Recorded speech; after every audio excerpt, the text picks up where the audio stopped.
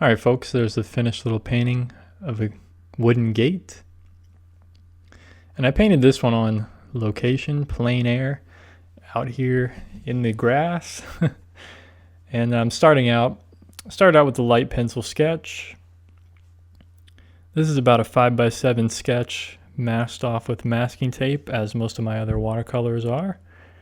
With artist tape, you can find it on Amazon. The material is linked down in the comment section below in a pinned comment.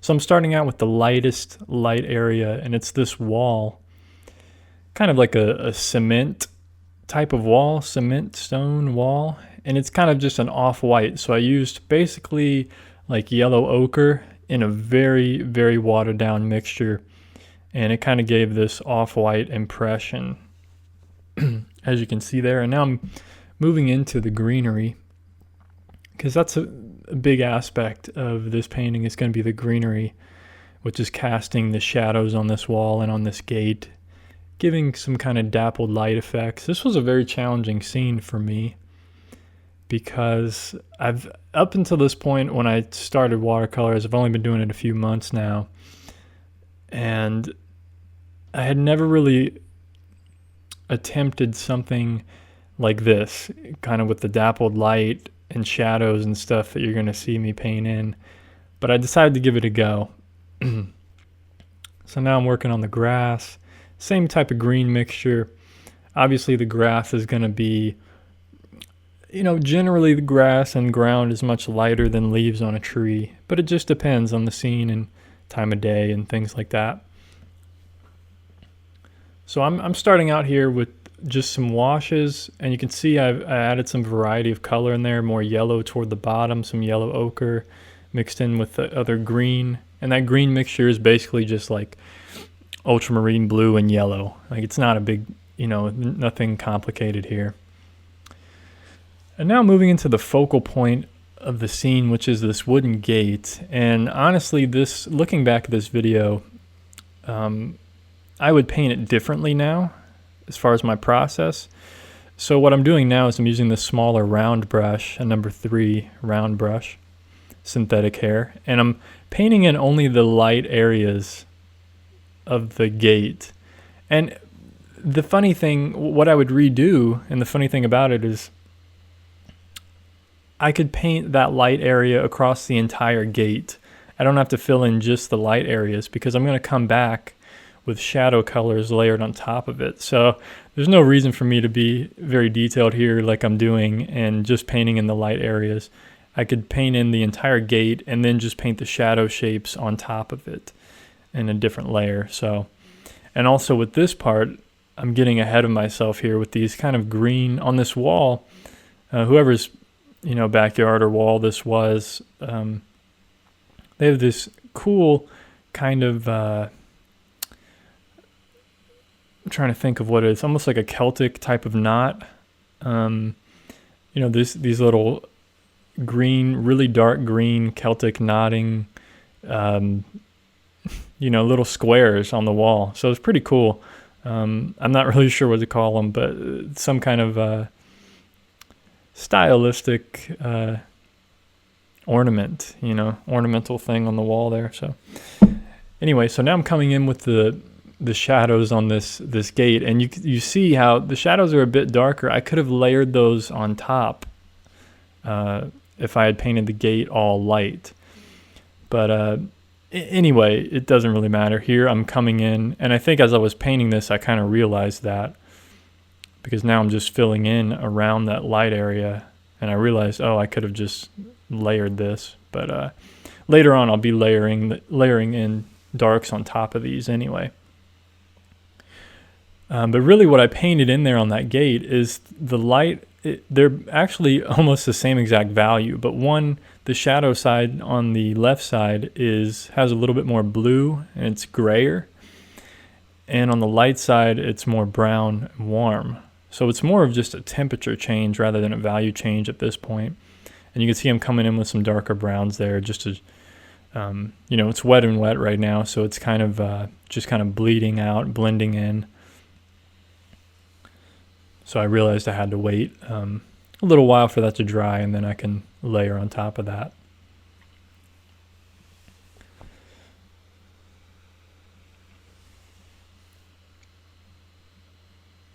So I'm working on kind of shadow shapes now with these trees. I'm starting the dappled light, or dappled shadows, whatever you want to call them. Starting that process, trying to figure this out. And the interesting thing that I found out, and what you'll see right here, I start taking off some of that pigment so that it's a lighter shadow. And something I've realized with like shadows and things like this, when it's surrounded by mostly light and it's a small shadow shape, it's going to be much lighter than you think. And that gives really the appearance of light. And I'll have to demonstrate that in a different video, because that's important. I mean, that applies to drawing, painting, any kind of painting, oil, acrylic, especially when you're working. Think of like bare tree branches against the sky with no, like a winter tree with no leaves, and you're painting a branch against the sky. The branch is going to be a lighter value than the tree trunk. So that's something I'll have to demonstrate in a different video. But so now I'm working in the shadow shapes, and the same with the greenery at the top. I could have blocked in that whole greenery with a light shape rather than leaving the white of the paper for the shadows. So that's something I learned. I learned from these sketches, doing them on location. I mean, I always end up learning something. And I think that's why painting on location, doing plein air, or just painting in general is so beneficial, because you end up learning. And so many people are just afraid to start, or afraid to put brush to paper, paint and brush to paper or to canvas. And you have to just do it. Get over the fear, because you're going to make mistakes. There's no doubt. And I try to get pumped when I make mistakes, man. I'm excited about it because I know I'm learning so much. I try to change the mindset, because so many people get upset and depressed, like, oh, I'm not good. And it's like, well, what can you learn from this mistake? I mean, it's your fault that you made the mistake. So what can you learn from it? Try to turn it into a positive, and instead of being so negative about it. So now this is me trying to leave some white of the paper there for the dappled light. This is really a challenging scene for me, and it's an experiment. I'm learning. This was like, I knew it was going to be a challenge, and I was like, I'm just going to go for it.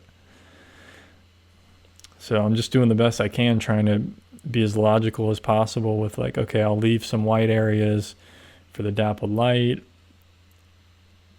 And I end up fixing it. I end up, figuring out, okay, I think the edges were too hard, so I end up softening some things, and we'll get into that here in a few minutes. But so I'm slowly working from light to dark.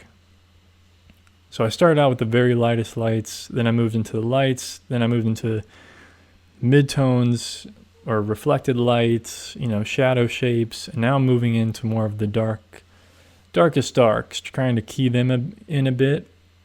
Probably getting ahead of myself here a bit, but it's all a learning process. For me, sometimes I had to put in the darkest dark just to see how dark am I going to end up going, and it kind of helps me maintain the rest of the values on the canvas, or on the paper, excuse me. So sometimes I have to put in these darks to see where I'm going to end up going with the painting, and then I go back in and try to layer the midtones around these shadow shapes. So layering on top of this gate now, adding in some wood slats, some kind of shadows for the wood slats.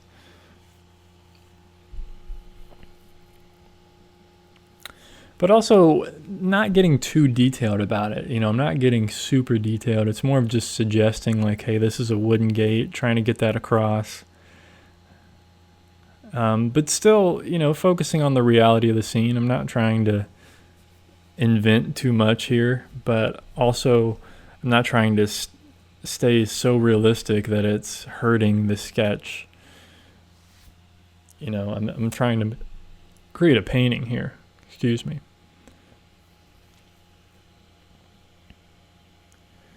And I think especially for a lot of beginners, they get too caught up in details and worrying about every little blade of grass. And it's like, well, think about what drew you to paint this in the first place? Like, why are you painting this? And for me, I really loved the dappled light and the shadows on the wall. And I love the little wooden gate. That's why it's dead center. And that was tricky in itself. I mean, the composition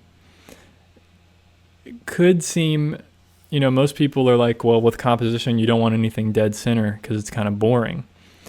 Well, for me, the focal point of the scene here is the contrast between that light wall to the right and that harsh, sharp edge on the right of the gate there, that shadow against the wall. That's really my statement here, that contrast. The gate just happens to be this beautiful thing within that focal area, and it just made sense to take a risk and put it dead center. Because really, the highest point of contrast is a little bit off center. Hope that makes sense. So now I'm adding a little bit more color pigment to this light area. I realized that it needed to be a little bit more warm and less bright. So that was a risk I took as well. So that's the thing about when you're painting something new, something you've never painted before, or some kind of concept you've never painted before, like dappled light, dappled shadows. Sometimes you're just going to have to take risks and go for it. So working on getting that edge of the top of the wall there. And I'm darkening the shadows here a bit. On this wall, I felt it was a little too light to be shadow. So this is where I end up going over. I start simplifying some of that dappled light. I realized the dappled light was a little too strong. The edges are too sharp. So I'm trying to simplify what I'm looking at. I'm not just being a slave to what's in front of me. There we go. I start simplifying right here, going over those those lights. And I have an idea for how I'm going to try to get those lights back in there. So I'm thinking, I'm having a plan while I'm doing this. I'm going forward. I'm having a plan, jumping around to other things. Okay, so I'm going to let that wall dry a bit, and now I'm moving into the grass. I'm being strategic about this. So here I'm coming back in, adding some color in. Basically, you could call this kind of the midtones.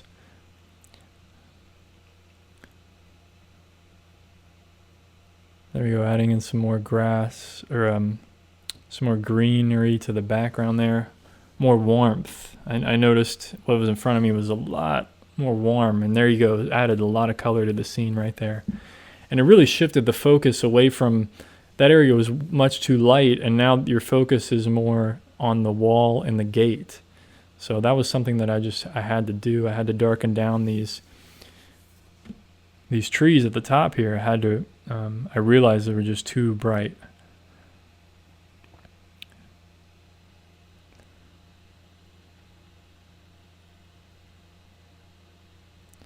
So a good thing to do is when I'm out like that outside looking at something, I squint and I really compared, okay, what is the value of the trees compared to that light on the wall there? And I realized the trees were much darker, so I had to darken them down, and I think I'm still going to add some darker shadows at the top. So I'm letting the greenery dry now. I'm working on this gate. So sometimes this is how I go about my watercolors. It may seem a little chaotic, but I kind of hop around a bit and I let areas dry that I just worked on so that I can go back on top of them and layer on top of them. I tend to work a lot of wet on dry, but in the initial stages of the painting, I do wet into wet, kind of get some color variation going and some nice blending. And then I work wet on dry for the most part. I mean, there are times where wet into wet makes sense.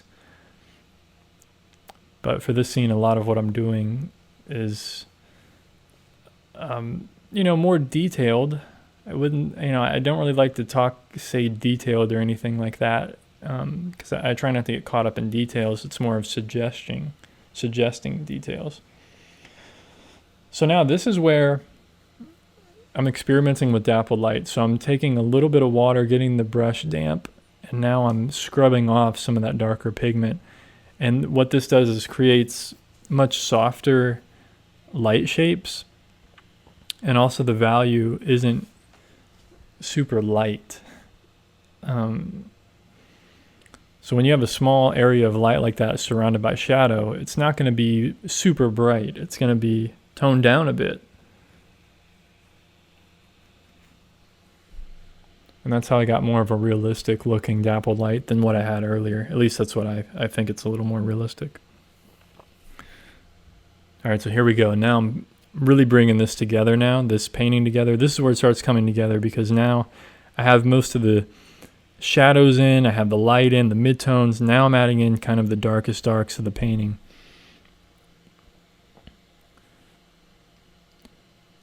And the greenery is a large part of this, and so I had to simplify some of these shadow areas, really darken the greenery, so now your focus is shifting, more below that greenery at the top. Its focus is more of that light wall is really popping out now, and that sharp line, that sharp edge, that's my focal point. That's my statement.